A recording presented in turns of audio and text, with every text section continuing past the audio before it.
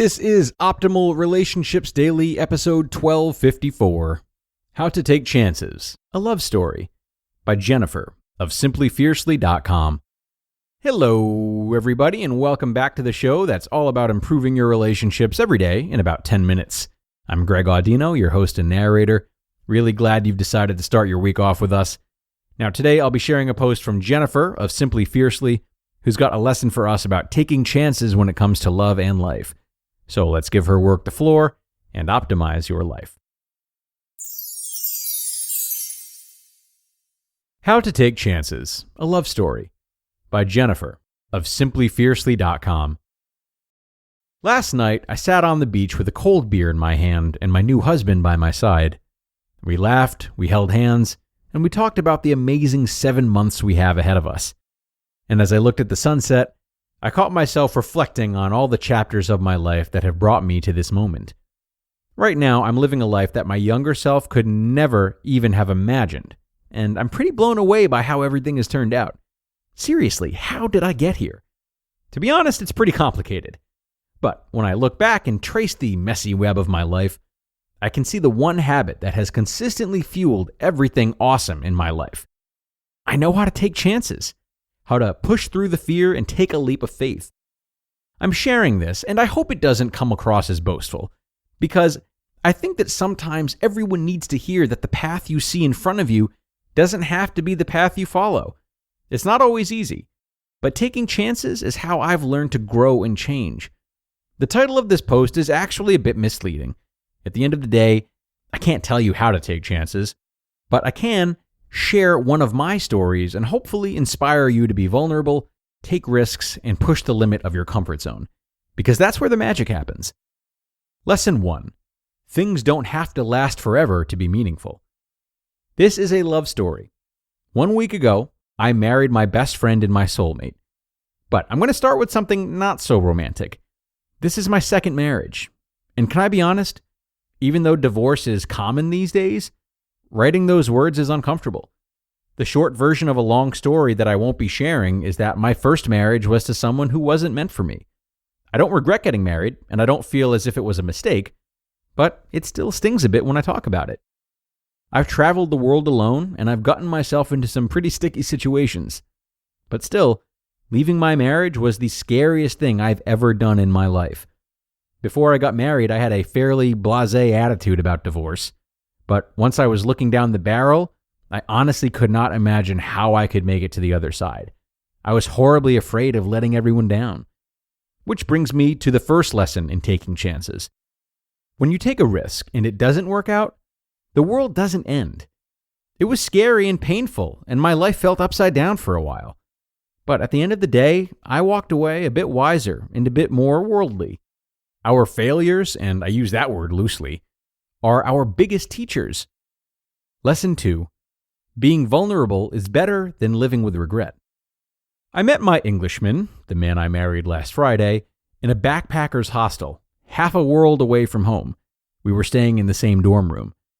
I was traveling through Europe alone, and although I traveled alone a lot when I was younger, I was feeling uncomfortable. At 31, I felt old and out of place. My first night in the hostel, I was too shy to talk to anyone, and I spent the evening with my book for company. The second night, some friendly folks invited me to play a game of cards. A few beers and a few hours later, I found myself laughing hilariously with a charming Englishman by my side. The next few days were beautiful, and I had a typical holiday romance. We held hands and kissed in alleyways and talked late into the night. Then, all holiday romances come to an end, right? The day came and he had a flight booked back to London and I had a train to catch. But instead, he taught me something about taking chances. Instead of boarding his flight, he caught the train with me, and we rode into the sunset and lived happily ever after. Not quite. He joined me on my travels, and we spent a few more beautiful, utterly romantic days together. But we were only delaying the inevitable. Soon it was time to say goodbye.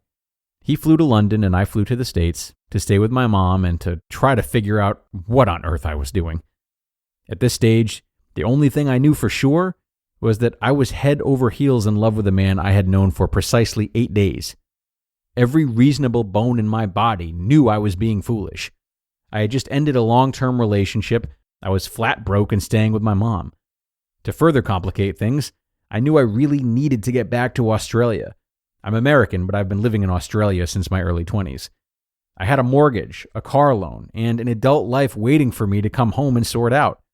A serious relationship with a man I barely knew who lived an ocean away, adding a third continent to my mixed-up life, was the last thing I needed.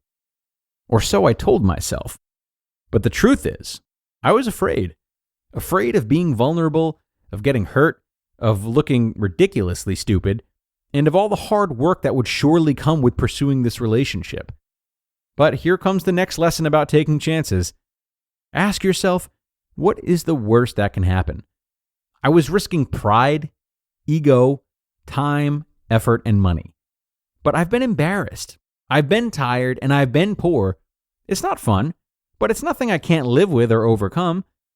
But what I can't live with, what I can't face, and what I fear most is regret. Within the month, we both booked flights to see each other again. Lesson 3. Don't settle and fight for your dreams. We were apart for 4 months and then spent 5 weeks together, hopping between the US and UK. And then, having spent less than 2 months actually together, we made an elaborate plan. For the next 8 months, we traveled between the UK and Southeast Asia. I maxed out my credit cards and drained my savings. We did everything we could to stay together until the timing was right, and I brought my Englishman back to Australia.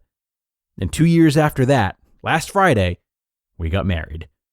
Now I have a partner, in every sense of the word, who shares my values, my hopes, and my dreams. Remember that wisdom I talked about learning from my first marriage? The best relationship advice I can offer is to find someone whose core values are in line with yours. And that's my love story, one of the many chapters that have brought me to this point in my life. I hope you've enjoyed my story, and I hope you remember to listen to your heart, take your own chances, and never settle for anything less than a life you love.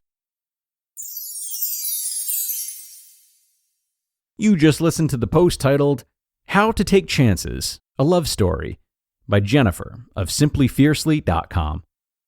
And many thanks to Jennifer for a beautiful post, probably something I needed to hear myself. I definitely get caught up in thinking from disaster to disaster sometimes, trying feverishly to avoid them in advance and not really bothering to reflect on my ability to rebound even if disaster does strike and I can't prevent it. Stories like Jennifer's really inspire me. They provide what feels like a healthy sense of hope, and they encourage me to trust in my ability to recover, rather than trying to remove myself from even needing to do that, if that makes sense. Anyway, I hope this post hit home for you too, and I hope you can reflect on all the times that you've been able to recover from the unexpected, and that reflection can remind you that you'll be able to do it again if need be. That's all though, everyone. I thank you so much for joining today and every day, and be sure to come back again tomorrow where I'll have another inspiring post to read to you, and where your optimal life awaits.